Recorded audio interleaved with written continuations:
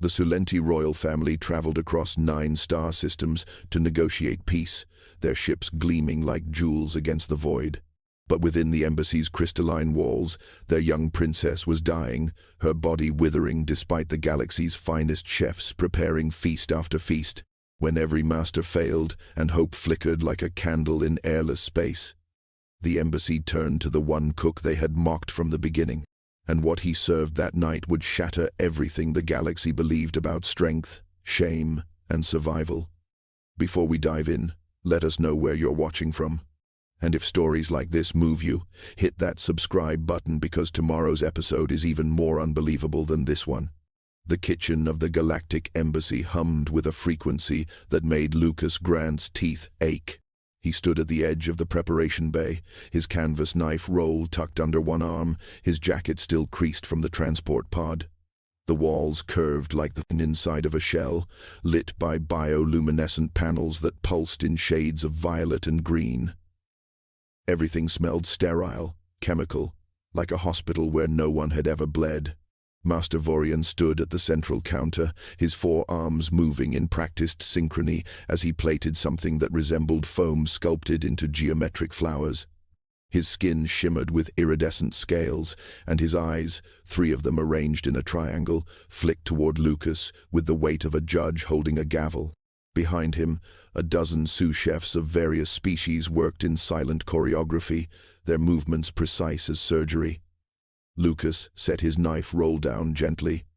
The sound echoed. Vorian did not pause his work. "You are the human," he said, his voice like wind through hollow reeds. "Lucas Grant," he replied. "I was told the embassy needed. The embassy needs nothing from you." Vorian's center eye narrowed. "Ambassador Krell believes in diversity initiatives. I believe in cuisine. You are here because politics demand it, not because your skills warrant it." The sous chefs did not look up, but Lucas felt their attention like heat from a flame. One of them, a Velcorian with mantis-like features, clicked something that might have been laughter. Lucas kept his voice steady. "I cook what I know. If that's not useful, I can leave." "What you know," Vorian said, finally turning fully toward him, "is how to burn the flesh of dead animals over open flame. Your species tears meat with its teeth like feral things. We have evolved beyond such barbarism." He gestured to the geometric flowers on his plate. "This is nutri-paste derived from algae cultivated in the moons of Thesauria. It provides complete sustenance without the violence of slaughter." Lucas looked at the foam. It quivered slightly, as if nervous. "We do not expect you to understand refinement," Vorian continued, "but you will be given a station in the lower prep area. You will not touch the meals served to dignitaries. You will prepare sustenance for the human staff only. Do you understand?" Lucas picked up his knife roll. "I understand." Vorian returned to his work, dismissing him with the efficiency of someone who had already forgotten he existed. The sous chefs resumed their rhythm. Lucas walked toward the back of the kitchen, past counters filled with ingredients he did not recognize, toward a small alcove with a single induction burner and a shelf of basic tools. The station was clean but cold, the kind of space given to someone meant to remain invisible. He set down his knives and thought of Emma, his 7-year-old daughter, waiting for him back on the orbital housing platform. He thought of the bills, the custody agreement, the reason he had taken this job in the first place. Lucas Grant rolled up his sleeves and began to work. The Sulenti delegation arrived on the 3rd day of Lucas's employment, their ship descending through the embassy's atmospheric dome like a crown lowered onto a head. Lucas watched from the kitchen's observation portal as the vessel settled onto the landing platform. Its hull carved from something that looked like opal and shadow braided together. The embassy staff moved with sudden urgency, their casual arrogance replaced by nervous efficiency. Master Vorian barked orders in 3 languages simultaneously, his 4 arms conducting his sous chefs like an orchestra facing its final performance. Platters emerged from cooling units, each dish more elaborate than the last. Crystallized fruits from the Andali clusters, protein spheres suspended in shimmering gelatin, flowers that bloomed when touched by specific wavelengths of light. Everything beautiful, everything precise, everything meant to impress. Lucas kept to his station, preparing a simple pasta dish for the human maintenance crew. He did not look up when the Sulenti entered the grand hall above, but he felt the change in air pressure, the way sound moved differently when royalty occupied a space. The queen came first. Seraphine of the Sulenti stood nearly 8 feet tall, her skin a gradient of deep green and turquoise that seemed to hold its own light. Her eyes were large and dark, set in a face that managed to be both alien and somehow familiar in its expression of maternal worry. She wore robes that flowed like water, and her presence commanded silence without effort. Behind her walked a child. Princess Lyrivae was small, perhaps the height of a human 6-year-old, though Lucas had no idea how Sulenti age translated. Her skin bore the same gradient as her mother's, but duller, as if someone had drawn a veil across a lamp. Her movements were slow, deliberate, the kind of careful steps someone takes when their body has become unfamiliar territory. She wore a simple gown, and her eyes held something Lucas recognized from late nights in hospital waiting rooms, exhaustion that had outlasted hope. The feast began with ceremony. Servers presented each dish with formal announcements. The queen accepted them with gracious nods, placing small portions before her daughter. Lyrivae looked at each plate with an expression that might have been longing or might have been grief. She lifted her utensil. She moved food around. She brought nothing to her lips. Lucas finished plating the pasta and sent it up via the service lift. Through the observation portal, he watched the Sulenti court maintain their diplomatic smiles while their princess grew smaller in her chair. Vorian personally presented his masterpiece, a constructed tower of compressed nutrients that supposedly contained a full week's sustenance in a single bite. The queen praised it. The princess touched it once, gently, as if apologizing for her inability to consume it. 2 hours later, the feast ended. Not a single dish had been eaten by the child they were meant to save. The queen carried her daughter from the hall, and Lucas saw something in Seraphine's face that transcended species. A mother, watching her child disappear. The call came at dawn, station time. Lucas was awake already, sitting in his cramped quarters with a cup of coffee gone cold, reviewing his budget for Emma's school supplies. The comm unit chimed with the embassy's official tone, the kind that meant someone important wanted something immediately. Chef Grant, report to Ambassador Krell's office. Lucas dressed quickly, ran a hand through his hair, and walked the curved corridors toward the administrative wing. The embassy felt different in these early hours. The bioluminescent panels dimmed to a soft glow that made everything look underwater. He passed maintenance drones humming their cleaning routines and a pair of Velcorian diplomats speaking in hushed, urgent whispers. Ambassador Krell's office occupied a corner of the structure with viewports facing 3 directions. The ambassador himself was Drethian, built like a boulder with skin the color of charcoal and eyes that glowed faintly amber. He stood, and when Lucas entered, which seemed unusual. Beside him, Queen Seraphine sat in a chair that had been brought specifically for her height, and even seated, she towered. "Chef Grant," Krell said, his voice like stones grinding together. "Thank you for coming." Lucas nodded, unsure whether to bow to the queen. She solved his uncertainty by speaking first. "Your superior tells me you cook animal flesh," Seraphine said. Her voice carried weight but no judgment, as if she were stating a medical fact. "I do, Your Majesty. My daughter is dying."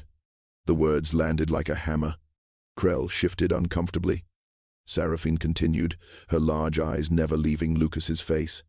"We have traveled to 17 embassy stations across 5 cycles. The finest chefs in 9 systems have prepared meals according to Sulenti nutritional profiles. My daughter tastes nothing. She wastes. The physicians say her body is rejecting sustenance, but they cannot determine why." Her hands gripped the armrests of her chair. "I am told humans have a different approach to food."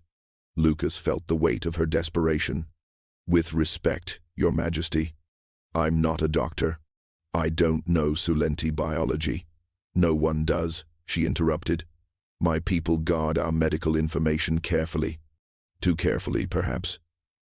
She paused, and something in her expression shifted, a crack in diplomatic armor. But I am a mother before I am a queen, and I am watching my child fade. Krell stepped forward. We're asking if you would be willing to attempt a meal. Something from your cultural background. It's unconventional, but it's heresy, Seraphine said quietly. Animal flesh is considered barbaric among my people. We evolved past such primitive consumption millennia ago. Or so we teach our children. Her voice dropped. But my daughter's body tells a different story. Lucas looked between them. You think she needs meat? I think, Seraphine said, that I am willing to shatter every belief I was raised with if it means my daughter survives another week. She stood, her full height filling the room. Will you help me? Lucas thought of Emma. He thought of what he would do, what he would sacrifice, what rules he would break. Yes.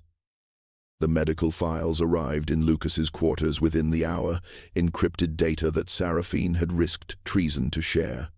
Lucas sat at his small desk, scrolling through biological diagrams that looked like abstract art until he began to recognize patterns. Sulenti physiology was complex, elegant, built for a world with different gravity and atmospheric composition. But beneath the alien structure, he saw something familiar. Their digestive system was short, aggressive, designed for rapid processing. Their teeth, hidden behind those graceful faces, were sharp and positioned for tearing. Their musculature required specific amino acid chains that Earth databases flagged with a single word: carnivore. Lucas leaned back, the chair creaking under his weight. The Sulenti had evolved as predators. Somewhere in their history, they had hunted, killed, consumed, and then they had decided to forget. He pulled up cultural databases, searching for references to Sulenti dietary practices. The official records showed nothing but plant-based nutrition profiles, algae derivatives, synthesized compounds. But in a footnote buried 17 layers deep, he found a single anthropological survey from 2 centuries prior. A human researcher had noted physiological inconsistencies, suggesting historical carnivorous adaptation, though cultural informants responded with hostility when questioned. The survey had been classified. The researcher had disappeared from subsequent records. Lucas closed the files and sat in silence. The truth was simple and terrible. The Sulenti had starved themselves into a lie. They had built an entire civilization on the fiction of their own peaceful nature, editing out the inconvenient reality of their biology. And now a child was paying the price for that collective denial. He thought about what cut would work best. Something tender enough for a weakened system, but rich enough to provide what her body craved. Something that could be prepared simply, without elaborate technique that might mask the essential nature of what it was. His grandmother had taught him that good cooking was about honesty, about letting ingredients speak their truth. Lucas opened his personal storage unit and removed a vacuum-sealed package from Earth. He had brought it as a comfort, something familiar in an alien place. Inside was a ribeye steak, aged 28 days, marbled with fat that would render into flavor and substance. It had cost him more than he wanted to admit, saved for a moment when he might need to remember home. He held the package in both hands, feeling its weight, its promise. This piece of meat represented violence, yes. An animal had died for it. But it also represented survival, nourishment, the honest acknowledgement that life feeds on life. There was no shame in that truth, only in pretending it did not exist. Lucas stood and walked to his small kitchenette. He had a single cast-iron pan smuggled aboard despite weight restrictions. He had salt, pepper, butter. He had his grandmother's voice in his memory, patient and clear. Let the fire do its work. He began to prepare. Lucas worked alone in his quarters, the cast-iron pan heating slowly over the single burner. The steak had come to room temperature, its surface patted dry with a clean towel.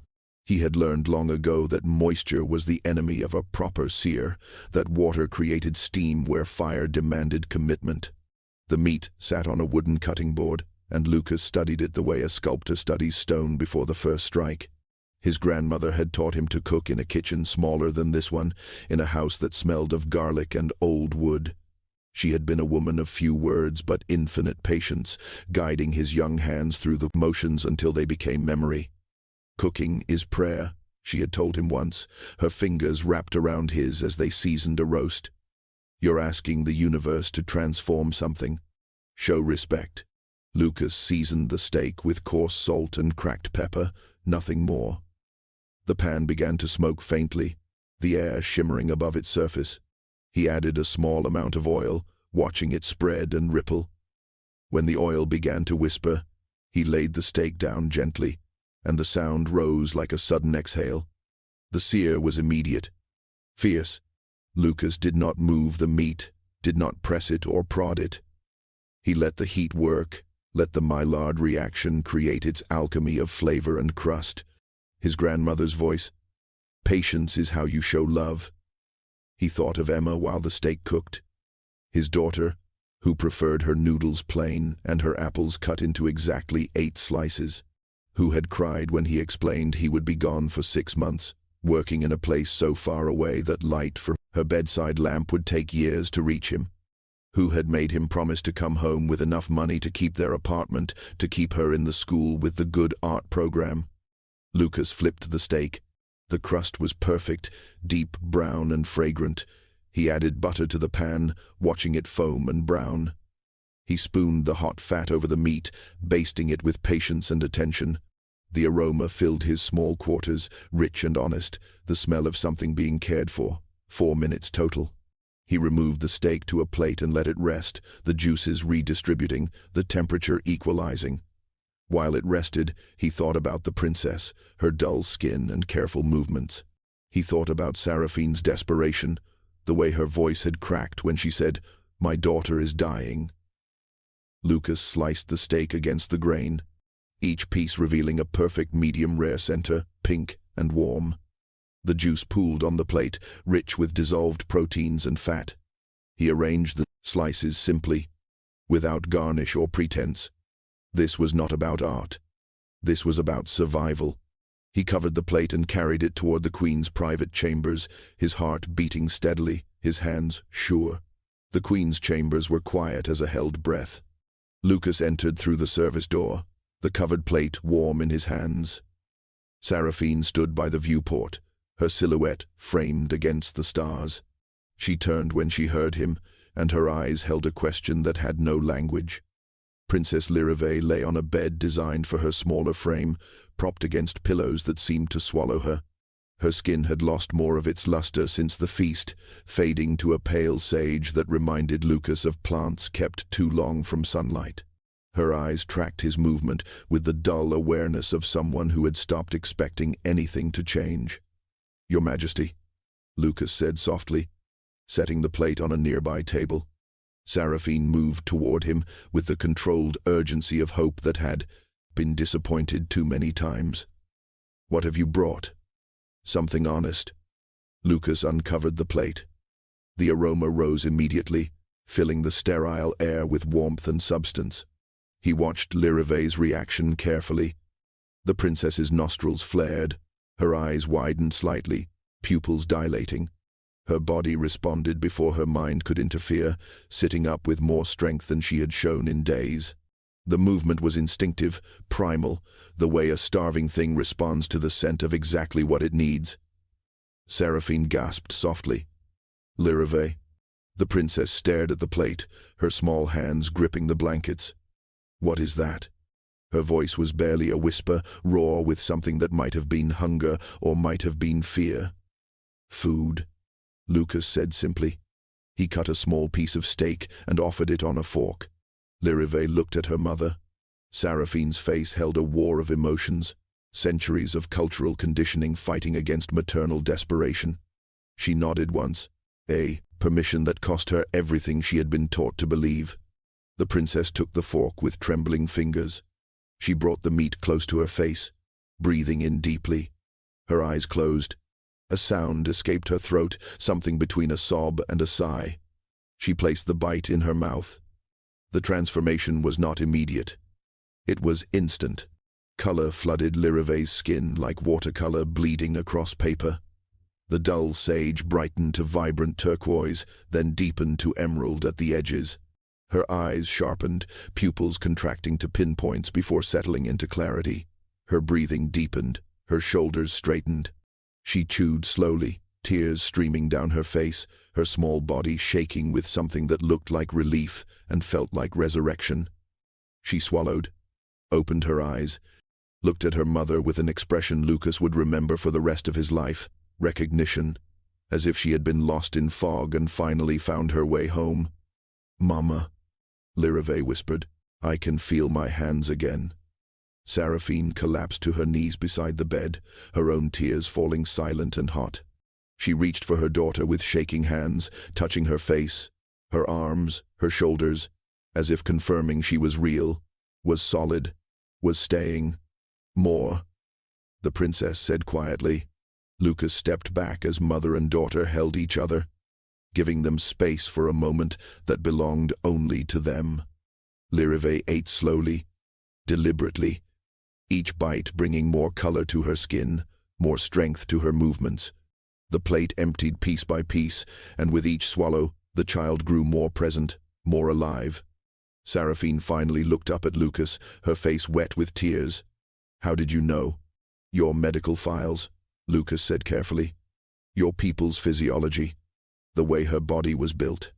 He paused, choosing his words with the delicacy of someone handling sacred things.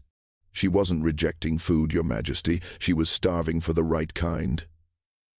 The queen stood slowly, her full height unfolding like a sail catching wind. "My people abandoned this practice 3,000 years ago. We chose enlightenment over base instinct. We became civilized." Her voice carried the weight of recitation, words she had been taught since childhood.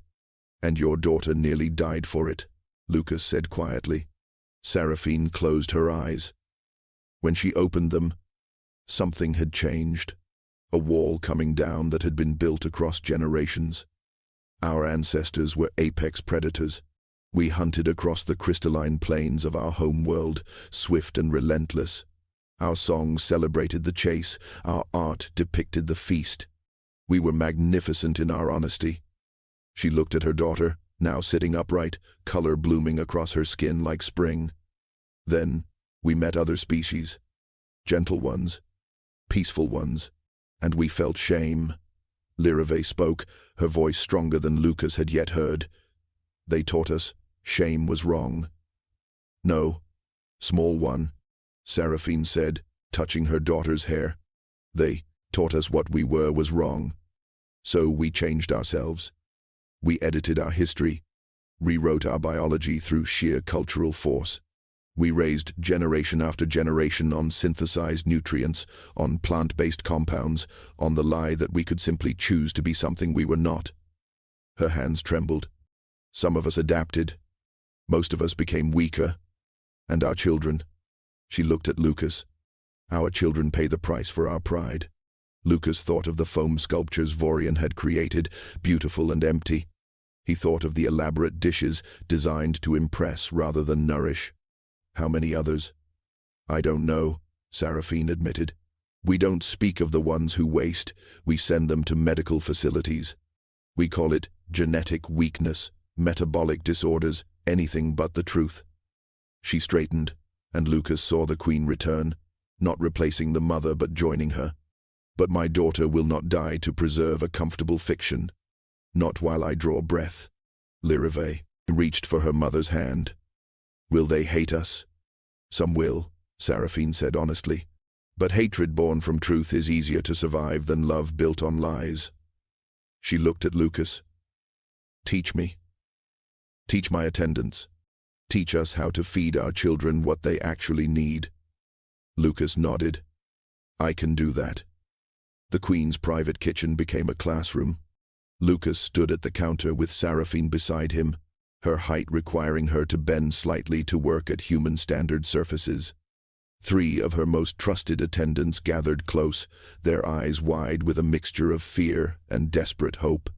Among them was Sentinel Thex, the captain of the royal guard, whose earlier disdain had transformed into something raw, a parent's urgency.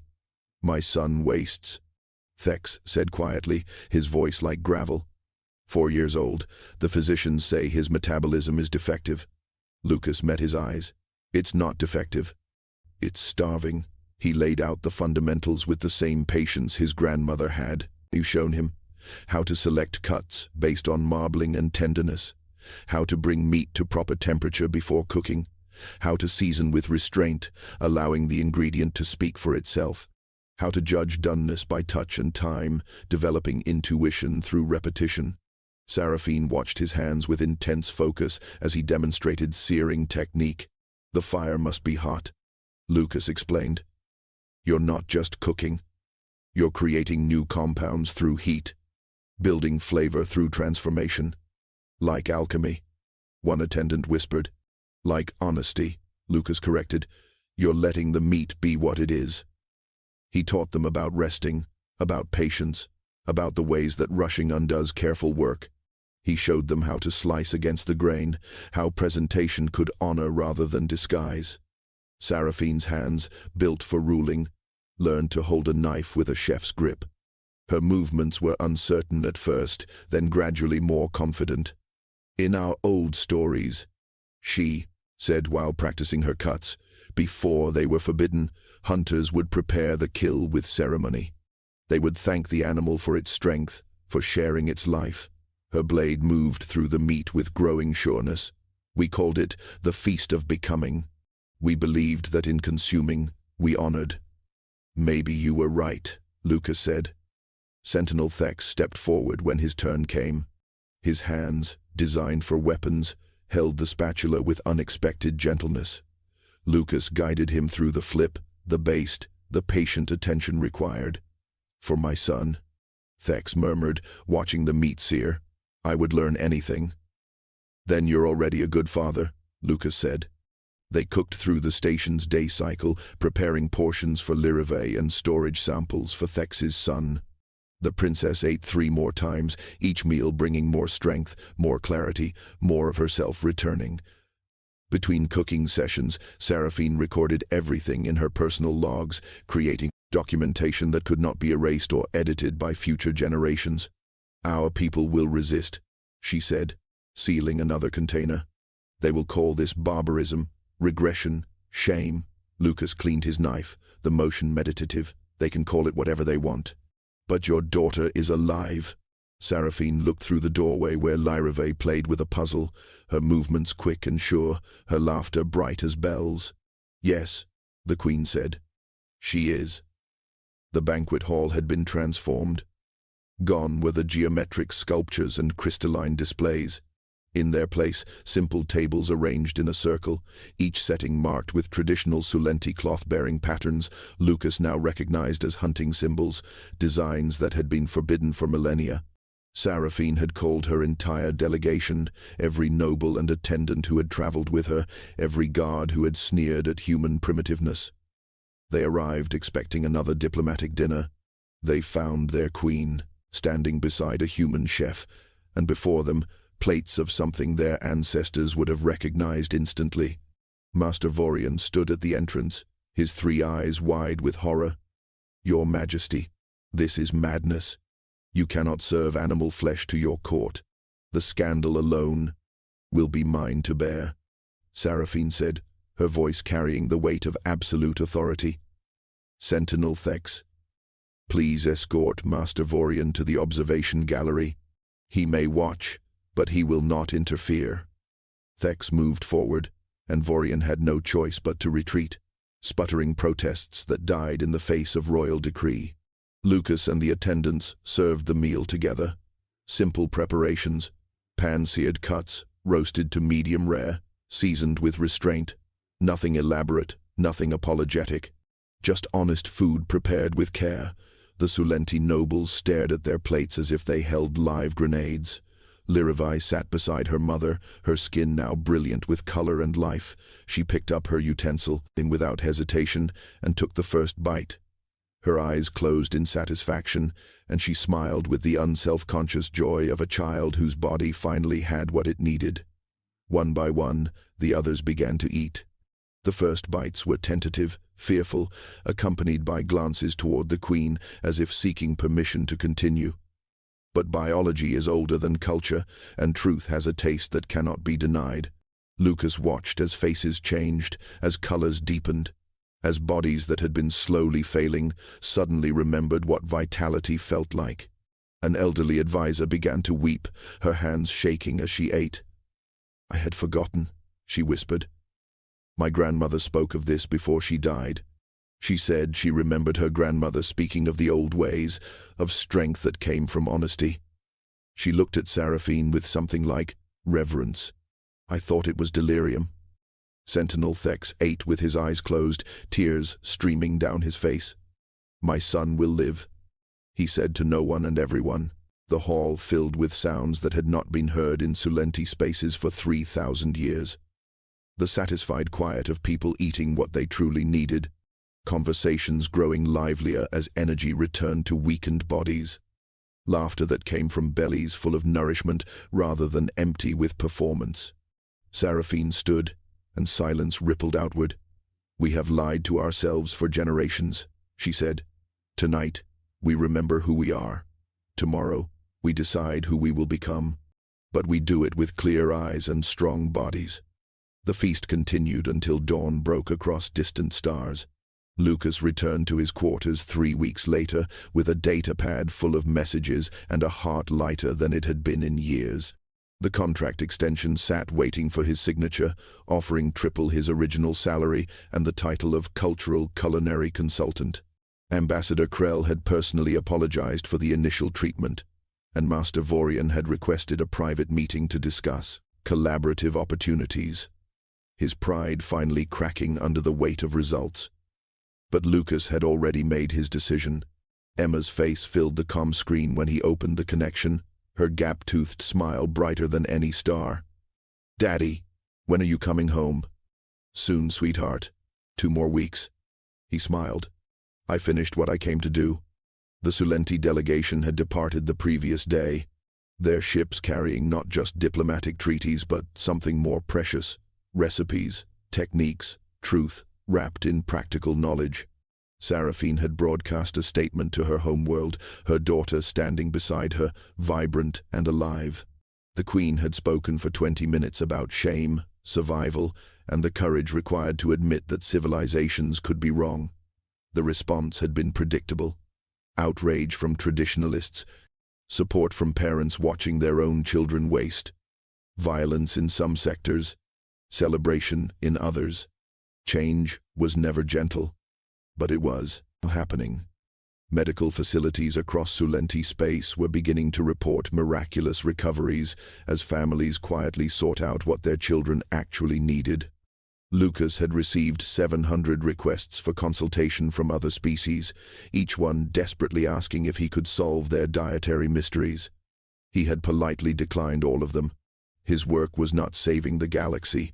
His work was going home to his daughter. On his last day, Lyrivae came to see him. She wore a simple dress and carried a small box carved from crystal. "My mother wanted you to have this," she said, her voice clear and strong. Inside the box lay a single coin bearing the royal seal and a handwritten note. "For the chef who taught a queen that strength comes from truth. You are welcome in any Sulenti home, across any distance." Lucas knelt to her eye level. "How do you feel?" "Like myself," Lyrivae said, smiling. "For the first time, I feel like myself." He packed his knives carefully, wrapping each one in cloth worn soft from use. He cleaned his small kitchen until it shone, leaving it ready for whoever came next. He thought of his grandmother, wondered if she would be proud, decided that she would be satisfied. Which was better? The transport pod carried him away from the embassy toward the orbital station where Emma waited. Through the viewport, he watched the stars scatter like salt across black marble. Somewhere out there, children were eating honestly. Somewhere out there, parents were learning to cook truth instead of lies. Lucas Grant closed his eyes and thought of home, of his daughter's laughter, of simple meals prepared with love. He had not changed the galaxy. He had simply reminded it that survival begins with admitting what you need. The stars kept burning, patient and honest as good food.